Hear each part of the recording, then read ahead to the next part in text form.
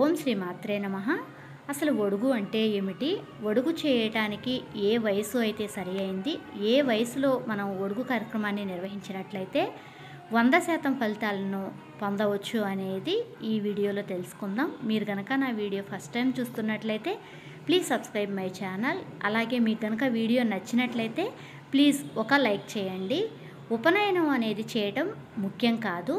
మా అబ్బాయికి ఒడుగు కార్యక్రమం చేశాము అని చాలామంది చెప్తారు. అసలు ఒడుగు కార్యక్రమాన్ని ఏ సంవత్సరంలో నిర్వహించాలి అని అంటే, మన శాస్త్ర ప్రకారం బ్రాహ్మణుల పిల్లవాడికి గర్భస్థ దశలో ఉన్నప్పటి నుండి, అంటే నిండు నెలలు అంటాం కదా, 10 నెలల సమయం నుండి 7వ సంవత్సరం వచ్చిన తర్వాత, 7వ సంవత్సరం నిండిన తర్వాత 2 నెలలకి ఉపనయన కార్యక్రమాన్ని శాస్త్ర ప్రకారంగా నిర్వహించాలి అని మన హిందూ ధర్మంలో శాస్త్రాలు చెబుతున్నాయి. ఆ పిల్లవాడు ఇంకా తెలివిగలవాడాయి ఏక సంతాన గ్రహి కనుక అయినట్లయితే 7 సంవత్సరాలు వచ్చే వరకు కూడా ఉండనవసరం లేదు. ఒక 2 సంవత్సరాల ముందే, అంటే 5 సంవత్సరాలు ఉన్నప్పుడే ఉపనయన కార్యక్రమాన్ని చేసినా కూడా ఎటువంటి దోషం అనేది ఉండదు. ఎందుకంటే వాళ్ళకి వేదాన్ని చదువుకునే అధికారాన్ని మనం దూరంగా పెట్టకుండా ఉన్నట్లే. అసలు 8వ ఏటనే బ్రాహ్మణులకు ఉపనయనం మంచిది. అంతేకాని ఎప్పుడు పడితే అప్పుడు చేసే కార్యక్రమాన్ని ఉపనయనం అనటం కన్నా ఒక తంతు జరిపించటం అని అంటారు. ఎందుకంటే మనం ఏదైనా సరే ఫంక్షన్ చేసుకోవాలి అని అంటే ఒక తంతులాగా చేస్తాం కదా, అలా ఆడంబరంగా తంతు చేసుకోవటమే కానీ ఆ వయసులో చేసిన దాన్నే మనం ఉపనయనం అని సరైన నామంతో పిలవచ్చు. అంటే పెళ్ళికి ముందు జరిగే ఉపనయనం లాంటి విషయాలని నేను దృష్టిలో పెట్టుకుని అంటున్నాను.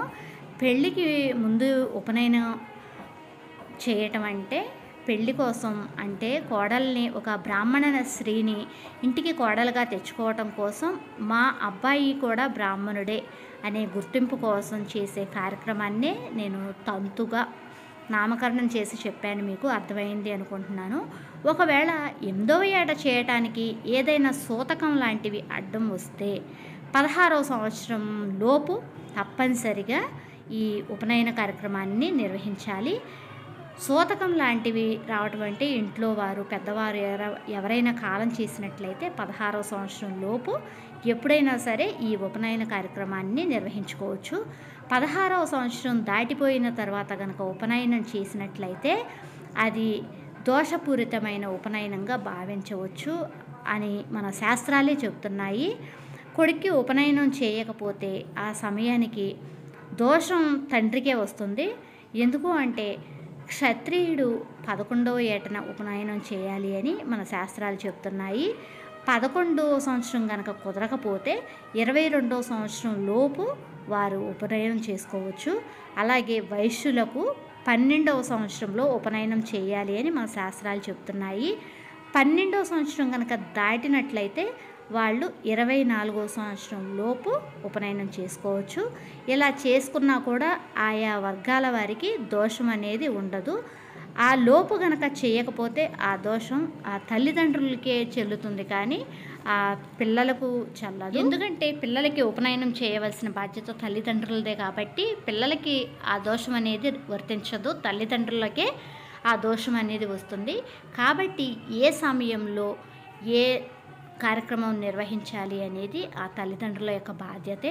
ఉపనయనం కార్యక్రమం అనేది ఒక చాలా అంగరంగ వైభవంగా చేసుకోకపోయినా సాంప్రదాయ ప్రకారం ఏ ఏ కార్యక్రమాలు చేయాలి అనేది మొత్తం అన్నీ కూడా ఆ ప్రకారంగానే నిర్వహించాలి.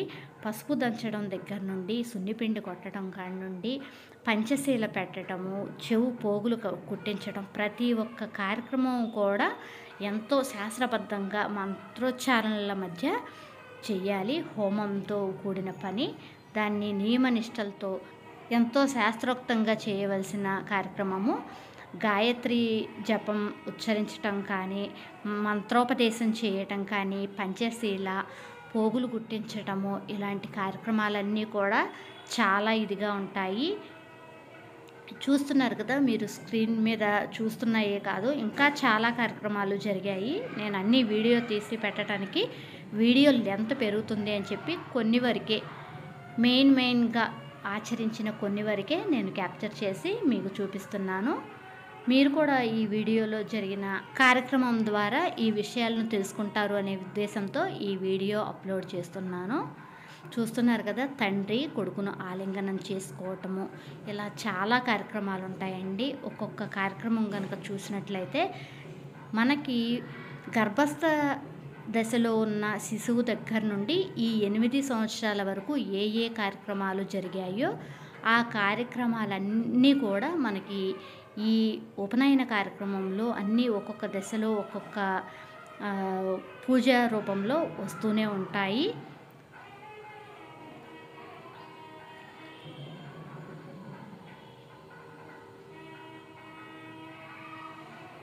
ఈ వీడియో చివరి వరకు చూసినట్లయితే మీకు ఒక ఐడియా అనేది వస్తుంది, అసలు ఈ ఒడుగు కార్యక్రమం ఎలా చేస్తారు అనేది.